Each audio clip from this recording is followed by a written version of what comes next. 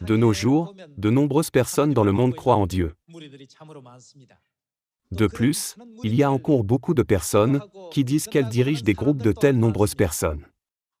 Cependant, dans la Bible, il est écrit que dans les derniers jours, il y aura beaucoup de gens qui pilleront et dévoreront les âmes par le mensonge.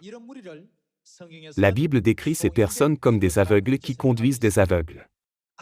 De nombreux faux prophètes, qui ne connaissent pas leur avenir, conduisent de nombreuses âmes au gouffre de la mort. Jetons un coup d'œil au livre de Matthieu chapitre 15.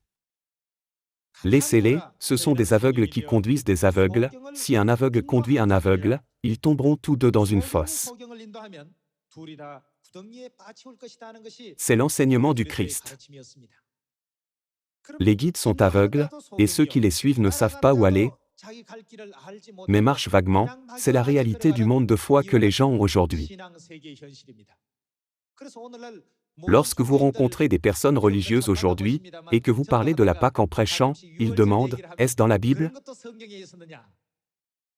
Bien qu'ils fréquentent l'Église depuis des décennies, ils ne connaissent ni la Pâque, ni l'ordre de Melchizedek, ni la prophétie concernant le roi David.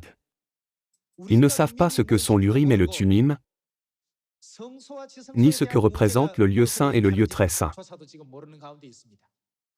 Puisqu'ils ont ce genre de foi, ils ne pourront pas recevoir le salut à l'avenir.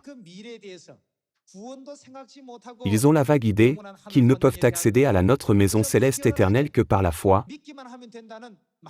Ils cherchent Dieu aveuglément avec une telle incompréhension. Ainsi, ils ne peuvent pas vivre une vie juste. Peuvent-ils aller au royaume des cieux? Si nous croyons en Dieu, ne devrions-nous pas recevoir le salut et aller au royaume des cieux? La foi qui ne peut pas conduire au ciel. Ce serait terrible à quel point. À cet égard, combien nous sommes reconnaissants que Dieu ne nous ait pas laissés aveugles, mais nous ait permis de voir la vérité qui nous conduit au royaume des cieux. Nous devrions remercier notre Père céleste qui a ouvert nos yeux et notre cœur, afin que nous puissions rencontrer notre Père spirituel et notre Mère spirituelle.